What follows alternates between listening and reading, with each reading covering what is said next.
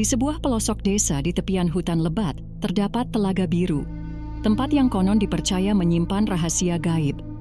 Airnya yang bening kebiruan, seolah memantulkan langit di atasnya. Namun, di balik keindahan itu, tersimpan kisah mistis yang diwariskan turun-temurun.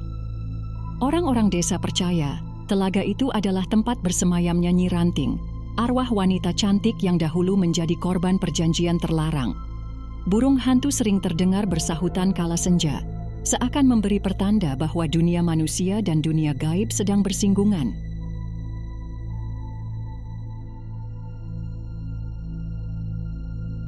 Konon, berpuluh tahun silam, Nyi Ranting adalah gadis tercantik di desa. Parasnya memikat banyak pria, namun hatinya hanya tertambat pada seorang pemuda miskin bernama Jakaseta. Cinta mereka adalah bisikan rahasia di antara pepohonan, tersembunyi dari pandangan orang tua dan tetua desa yang mementingkan adat.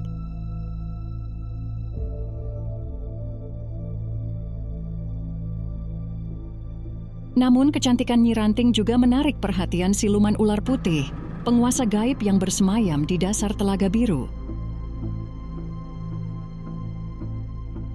Setiap malam, suara desisan halus sering terdengar dari balik semak-semak, seolah sang siluman mengintai, menunggu saat yang tepat untuk menagih jiwanya. Demi kehidupan yang berkecukupan, orang tua Nyi Ranting mempersembahkan jiwanya dalam perjanjian rahasia. Mereka menanam sesaji di tepi telaga, memanggil kekuatan gaib untuk menukar kesejahteraan dengan pengorbanan putri mereka. Malam pengantin menjadi malam terakhir Nyi Ranting. Ketika cahaya rembulan memantul di permukaan air, tubuhnya ditemukan membiru, terapung di tepi telaga. Sejak saat itu, legenda tentang kutukan abadi mulai menyebar. Penduduk desa mendengar suara tangisan lirih dari arah telaga, seperti ratapan seorang wanita yang merindukan kebebasan. Mereka yang mendekat saat malam purnama sering melihat sosok wanita berbaju putih duduk di tepi air, menyisir rambut panjangnya dengan sisir emas. Konon, mereka yang menatap matanya akan kehilangan akal. Tubuh mereka terseret ke dasar telaga tanpa pernah ditemukan lagi. Bertahun-tahun berlalu, namun kutukan itu tak pernah pudar. Sri Laras, gadis penari desa, menjadi korban berikutnya. Sebelum ajal menjemput, ia kerap berbicara sendiri di malam hari, seolah-olah mendengar panggilan dari dunia lain.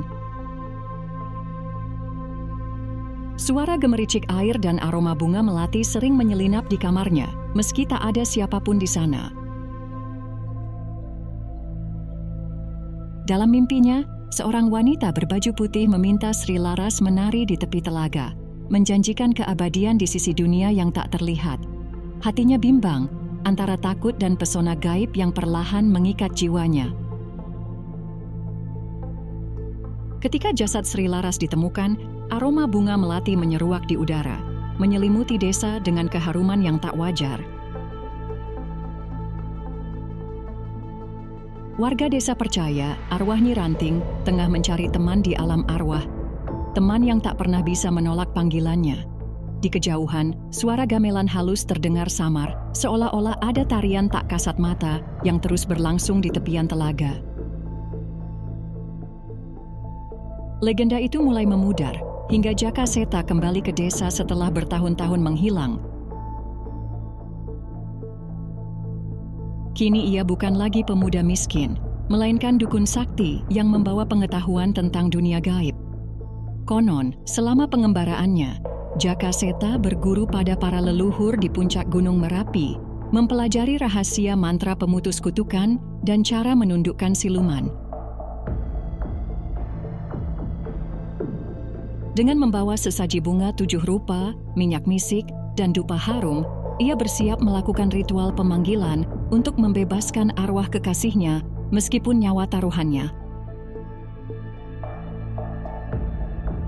Namun, para tetua desa memperingatkannya, perjanjian yang sudah terjalin dengan siluman ular putih tak akan mudah dipatahkan tanpa pertumpahan darah. Konon, Siluman itu menuntut jiwa sebagai gantinya, dan siapapun yang berani melawan akan dihantui oleh roh-roh penunggu telaga. Selamanya terjebak di antara dunia nyata dan alam gaib. Malam itu, ketika bulan purnama bersinar penuh, ritual dimulai. Jakaseta melantunkan mantra kuno, memanggil arwah Nyi Ranting dari balik tirai gaib. Namun, suara gaib menggema dari dalam telaga. Siluman ular putih bangkit dengan tubuh raksasa, bersisik perak dan mata merah menyala.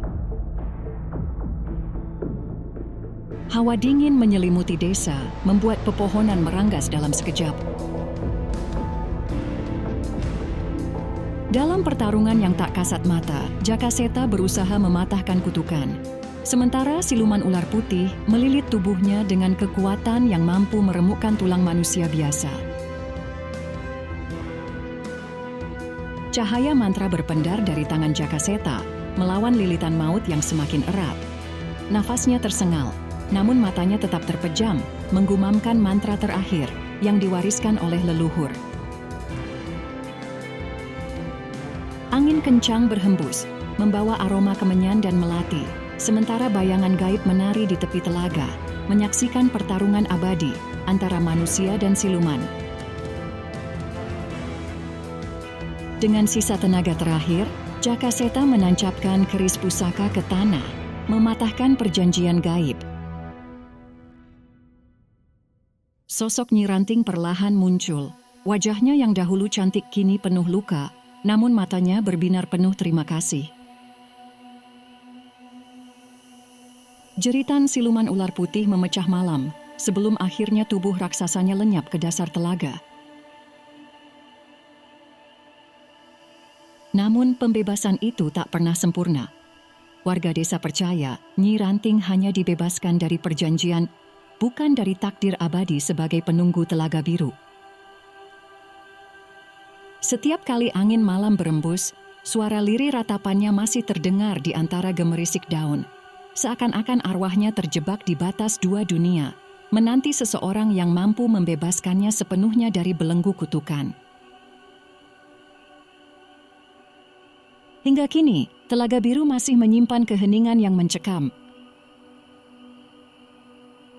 Mereka yang berani datang saat bulan purnama mungkin masih bisa mendengar tembang lirih dari arwah yang tak pernah benar-benar pergi, menanti jiwa-jiwa baru untuk menemaninya dalam keabadian.